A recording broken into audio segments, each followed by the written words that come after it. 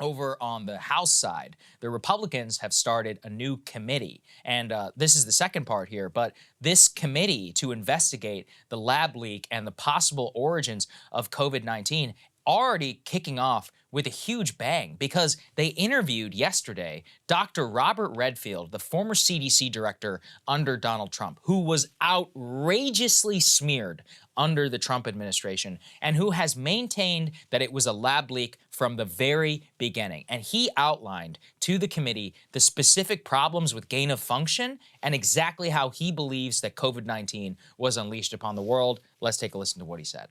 So one other path of questioning for you, Dr. Redfield. Proponents of this research claim it may result in vaccines or maybe even stop a pandemic. Dr. Redfield, has gain of function created any life-saving vaccines or therapeutics to your knowledge? Not to my knowledge. Has gain of function stopped a pandemic, in your opinion? No, on the contrary, I think it probably caused the greatest pandemic our world has seen. Do you find any tangible benefits to gain of function research at this time? I personally don't, but I do want to stress, I think the men and women that support it are people of good faith because they truly believe it's going to lead to a potential benefit. I disagree with that assessment.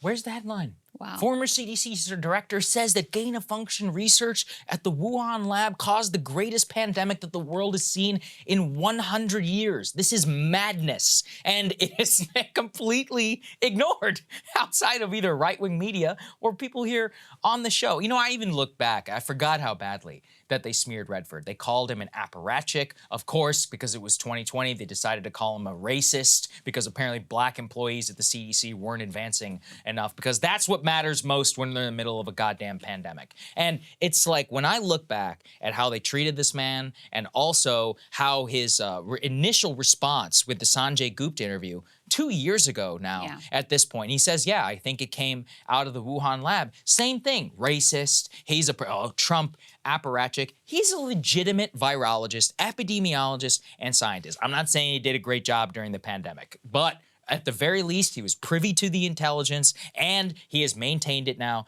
from the beginning. And it's like, I read the Washington Post, and you get these joker virologists who come out of nowhere from some random-ass university who happen to be funded by the NIH, and they're like, hey, it's still probably, natural origin. He was the CDC director. He was literally there. You cannot tell me that he doesn't have more of an authority. Where's his op-ed in any of these papers? When it comes to gain of function, it seems like there was a pretty basic question here, which I literally haven't heard anyone asked until this moment, which is, what are we getting out of this? Right. Has this stopped anything? What are we getting? Okay, cost benefit. Let's do the analysis. The cost is it potentially caused millions of people to die worldwide and unleash the worst pandemic, in the history of modern world, or however he phrased it. Okay, that's the cost. Okay. The benefit? Apparently, nothing. Nothing. No benefit. Nothing provable, nothing clear. What are we doing here? Like, it's so basic. And even if you are still like on the fence, oh, maybe it was one, maybe, okay, I think that's fair. Given that you have multiple different assessments, different groups that are saying that's fair. But clearly, the risk here is absolutely immense.